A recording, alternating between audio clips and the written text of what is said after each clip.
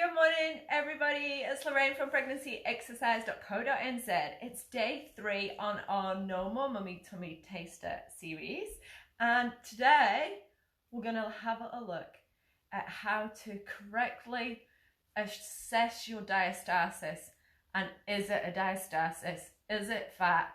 Is it a weak core? Or is it just loose skin? So really, really important that you test to see if you have a diastasis, and then whatever the outcome of this diastasis test is, then we will know how to progress your recovery and core strength program from there. Okay, so everybody lying down, you can all assess this. It doesn't matter, you know, all at different stages in our lives. It was so good to see all your comments yesterday of everybody from all around the world basically on the Taster series, which is fantastic.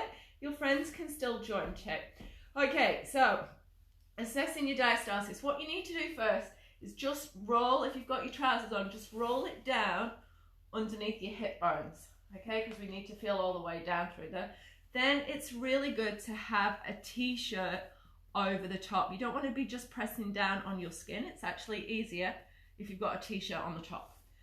Then what I always say to mums is just relax your rib cage, relax your muscles, take a couple of deep breaths and have a good feel around, because normally that's the first sign to me as to know whether mum's got a diastasis or not, because you can start to feel the thinning and different tissues across and around the belly button area or above and below. Now the best time postpartum to assess is around about 3 weeks postpartum, when muscle soreness, soreness has reduced and your uterus is contracted down and we've got rid of quite a lot of extra pregnancy fluid. So it's nice and soft and easy to push down. It's not great if mum's still sore, because we need to push down quite deep. So if you're still quite sore and tender, don't worry about it, that's fine. Okay, so what you need to do is start at the very top of your rib cage, and you're going to do a little crunch up. We're not thinking about breath, and you start right from here, right from the very top of your rib cage.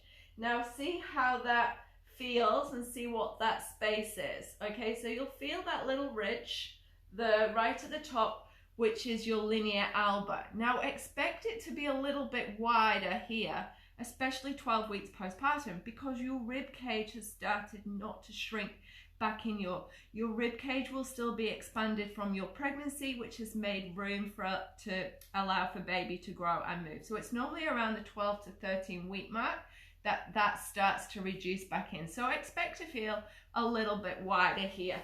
So what we want to then do is come down and start to notice any changes. And what I normally feel is a dip in a change. So we just start to note that, because that's a difference in the linea alba.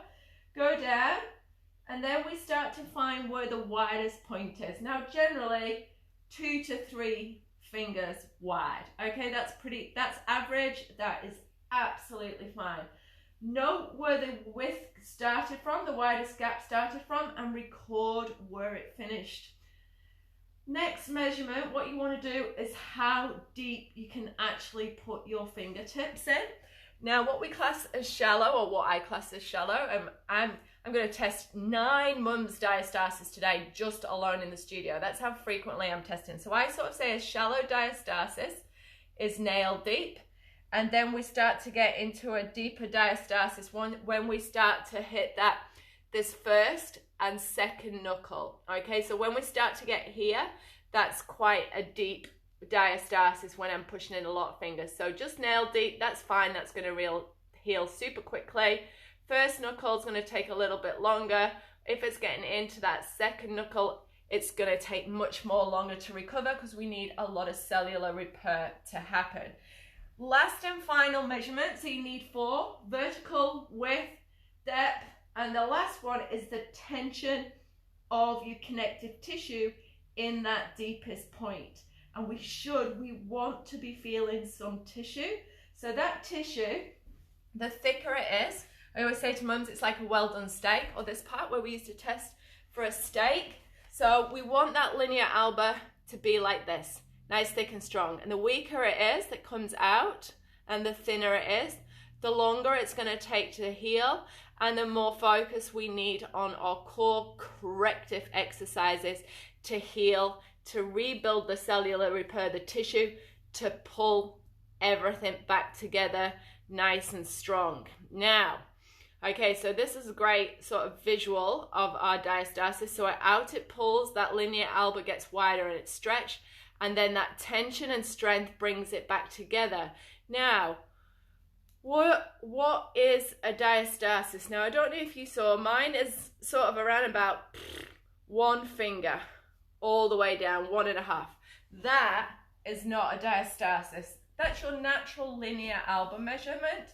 Now, unless you've measured your linea alba measurement pre-pregnancy, yours could vary between 1 and 2 fingers wide, and that's your natural linea alba. So don't get too worried about that. What I want to do now is show you your activation core. Way to test your diastasis, because this is great when we're coming up to functional and control. So you now know where your diastasis is when it's relaxed. Now I want you to contract your pelvic floor muscles, transverse as you exhale and come up, and you're going to see if it's changed. Now, what should happen if you're contracting your core muscles correctly is it may go a little bit wider, but it should go shallower and stronger tension. And that can let you know that you're activating your core muscles correctly. If you see it go deeper, out wider with less tension, not come together with any tension, if it pushes out at all, if you feel that happen, then you're not contracting your core muscles correctly. So that's a really good assessment where you want to be for progressing your core exercises after. So when you're testing your diastasis, 4 measurements, have a really good press around, start from the top, go all the way down, get your 4 measurements, and then do the same test with your pelvic floor and transverse on. Hopefully you've been practicing that. See, mine goes wider, but it's very, very sort of shallow, and it goes like that when I've got my transverse on. All right, hope you enjoyed today's video. Keep up with all your homework. I'm loving seeing all your comments.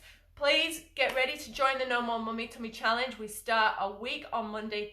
Everybody's access details are going to be sent out tomorrow. So you'll be able to see the whole program, assess what levels you're at, whether that's, 1 to 3. If you're pregnant, you follow level 4. I really hope you enjoyed today's session. And again, please pass on all this information from here. You're welcome to pass it on to your friends and family and get them to join the Taster series.